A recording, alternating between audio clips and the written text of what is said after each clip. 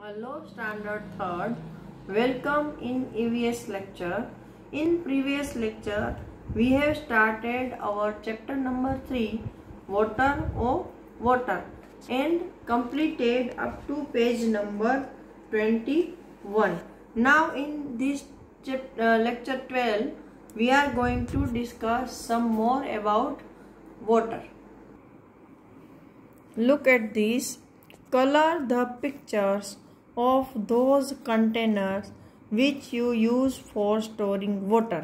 यहाँ पर कुछ आपको कंटेनर्स दिए हैं, बर्तन दिए हैं और आपको उसको कलर करना है कि जिसमें आप लोग घर में पानी भरते हो.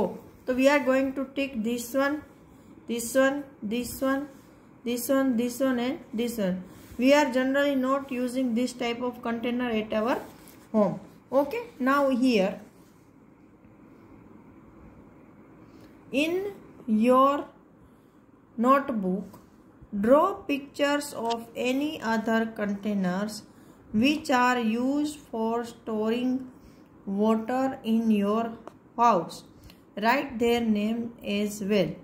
अपनी नोटबुक में आपको इसके अलावा कुछ और बर्तन के पिक्चर ड्रॉ करने हैं कि जिसमें आप पानी स्टोर करके रखते हो और उसके नाम भी लिखने हैं. तो ये एक्टिविटी हम बुक में करेंगे. Now take a look at the pictures. If we fill them with water, number 1, which will contain the least water. यहाँ पिक्चर को देखो और उसको देखकर बताओ कि इसमें कौन सा कंटेनर है जिसमें सबसे कम पानी आएगा. So if you are going to look over here, this is the smallest container and it will take or it will contain least of water. Least means सबसे कम पानी किसमें भरा जा सकता है. तो ये एक टम्बलर है छोटा सा कि जिसमें हम सबसे कम पानी स्टोर कर सकते हैं. Number 2, which will contain the most water. किसमें सबसे ज़्यादा पानी आएगा और हाउ कुड यू टेल.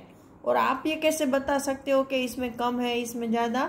तो फर्स्ट क्वेश्चन कि विच will contain the most water. तो looking at this container, we can definitely say that the bucket can contain the most water. मतलब इन सब के शेप को देख के हमको पता चलता है कि बाल्टी में सबसे ज़्यादा पानी भरा जा सकता है. और how could you tell that? तो because in this picture the tumbler is the smallest one and the bucket is the biggest in the size. Sorry. तो पिक्चर को देख के हम बता सकते हैं कि टम्बलर है उसकी साइज सबसे छोटी है. जो जिसकी साइज छोटी उसमें पानी भी कम आएगा. बकेट की साइज बड़ी तो उसमें पानी भी ज़्यादा स्टोर हो सकता है. Now on this page, Chutki is confused. Chutki नाम की लड़की है, उसको कुछ कंफ्यूजन है. Hiren and Chutki were feeling very thirsty. Hiren और चुटकी है उसको बहुत प्यास लगी है. Their uncle gave both of them mango panna in steel tumblers. उनके अंकल ने क्या किया, दोनों को मैंगो का पन्ना, हम जो मैंगो की सीजन में पन्ना बनाते हैं ना केरी का, वो दिया. लेकिन कहाँ किस में दिया, तो क्या स्टील के टम्बलर में. But Chutki wanted to drink only in a glass tumbler. लेकिन चुटकी क्या चाहती थी कि उसको सिर्फ कांच के टम्बलर में ही पन्ना चाहिए. सो बट चुटकी wanted the drink only in a glass tumbler. मतलब चुटकी सिर्फ कांच के ग्लास में ही, कांच के टम्बलर में ही पीना चाहती थी. Her uncle poured the panna into a glass tumbler. तो उनके अंकल ने क्या किया कि उसको ग्लास, बट चुटकी वॉज नॉट हैप्पी। क्या हुआ कि भाई चुटकी को ग्लास टम्बलर में पन्ना पीना था, तो अंकल ने वही जो पन्ना था स्टील टम्बलर का वो ग्लास टम्बलर में डाल के दे दिया। तो भी चुटकी खुश नहीं हुई। She complained, uncle you have given me less panna. उसने कंप्लेन किया कि अंकल आपने मुझे कम पन्ना दिया है। What do you feel, did Chutki's glass tumbler have less panna. आप क्या सोचते हो, चुटकी के जो ग्लास कांच का ग्लास है, ग्लास का टम्बलर है, उसमें कम पन्ना है? यहाँ पर देखो आपको ये स्टील के टम्बलर दिए हैं 3, 1 2 3। ये स्टील के टम्बलर मतलब ग्लास है, और ये है चुटकी का ग्लास का टम्बलर, कांच का ग्लास। तो ये टम्बलर की साइज ऐसे आपको लगेगा कि हाँ भाई इसमें तो बड़ा है, चुटकी को तो कम है, लेकिन आप कंपेयर करो दोनों को तो ये यहाँ तक आता है, राइट, लगभग हाफ जितना, हाफ से भी ज़्यादा। लेकिन ये टम्बलर है वो लंबा जरूर है, उसकी हाइट है, लेकिन उसकी ब्रीथ नहीं है, वो चौड़ा नहीं है। जबकि ये इसकी हाइट नहीं है लेकिन इसकी ब्रीथ है, ये चौड़ा है, इसलिए शायद दोनों में एक जितना ही पन्ना आएगा। ओके, तो यहाँ पर हम लिख देंगे no. Now given is the in the grid are some places where water is found. Find 7 of them and put a circle around each. One has already been done for you. आपको यहाँ पर एक ये grid दी है puzzle की, उसमें से आपको फाइंड आउट करना है कि जहाँ से हमको पानी मिल सके। तो एक दिया है वाटरफॉल, मतलब पानी का झरना। तो हम ऐसे दूसरे कितने फाइंड करने हैं, तो के 7 में से एक आपको दे दिया है, तो हमको 6 फाइंड करने हैं। तो ये रहा एक वेल, वेल मतलब कुआं, राइट। फिर दूसरा ये सी, फिर है LAKE लेक, फिर क्या आएगा रेन, यहाँ देखो ये रेन हो गया। फिर क्या है, ये पॉन्ड भी है।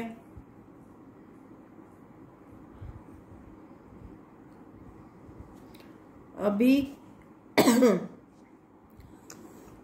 यहाँ पर है एक टेप, मतलब नल। कितने हुए, 1 2 3 4 5 6 और 7 हो गए। तो हमारा काम कंप्लीट। चलो अभी हम नेक्स्ट पेज डिस्कस करेंगे। In every row, put a circle around one that is different from the others. Also tell how it is different. मतलब यहाँ पर आपको कुछ चीजें दी है, उसमें से आपको जैसे हम इंग्लिश में ऑड वन आउट करते हैं ना, कि उसके साथ जो उसके मैच का नहीं है उसको सर्कल करना है, और वो क्यों नहीं है वो बताना है। तो यहाँ है river, mountain, lake, pond and spring. देखो यहाँ पर रिवर पानी देता है, माउंटेन पानी देता है। माउंटेन में हाँ झरने बहते हैं, लेकिन वो खुद पानी नहीं है, पानी का सोर्स नहीं है। लेक भी वाटर का सोर्स है, पॉन्ड भी वाटर सोर्स है, और स्प्रिंग मतलब छोटा झरना। तो ये सारे के सारे वाटर के सोर्सेस है। तो माउंटेन है वो ऑड वन है, तो उसको हम आउट कर देंगे, मतलब सर्कल कर देंगे। और क्यों, तो क्या, because it is not a source of water. Now next, bathing, washing clothes, swimming, combing hair and kneading dough।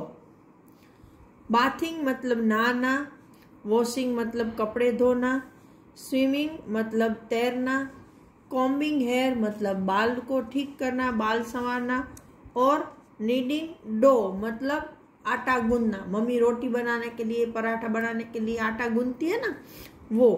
तो जो बाथिंग में पानी चाहिए, वॉशिंग क्लॉथ्स में पानी चाहिए, स्विमिंग करने के लिए पानी चाहिए, हेयर को कॉम्ब करने के लिए वाटर चाहिए?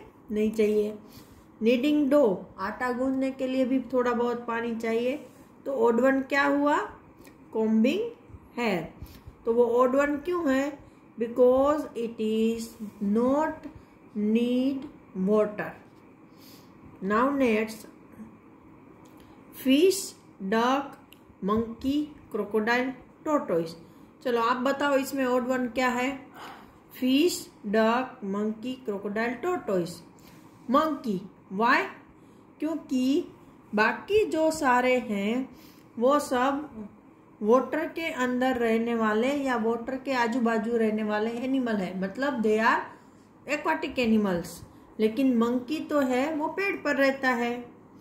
नाउ नेक्स्ट, कार, बोट, बस, ट्रेन एंड बाइसिकल। देखो, कार, बोट, बस, ट्रेन, बाइसिकल। चलो फटाफट बोलो ओड वन क्या है? बोट। क्योंकि कार, बस, ट्रेन, बाइसिकल सारे के सारे लैंड ट्रांसपोर्ट है, लेकिन बोट है वो वाटर ट्रांसपोर्ट है, राइट। नाउ यहाँ पर एक आपको फन एक्टिविटी दी है। इसमें आपको क्या करना है, एक ऐसा पेज लेना है, फिर उसको बीच में से ऐसे फोल्ड कर देना है, फिर वापस ओपन करना है। फिर आपको जैसे मर्जी आए, लिक्विड कलर होता है ना आपका पेंटिंग कलर, उसको कुछ ड्रॉप्स यहाँ पर डाल देने हैं अलग अलग कलर के। फिर वापस पेज को फोल्ड कर देना है, फिर उसको अच्छे से प्रेस करके ओपन करोगे तो कुछ अच्छी सी डिजाइन आपको दिखने को मिलेगी। So you can try this at your home. So now here our chapter is completed. In next lecture we will start our chapter number 4.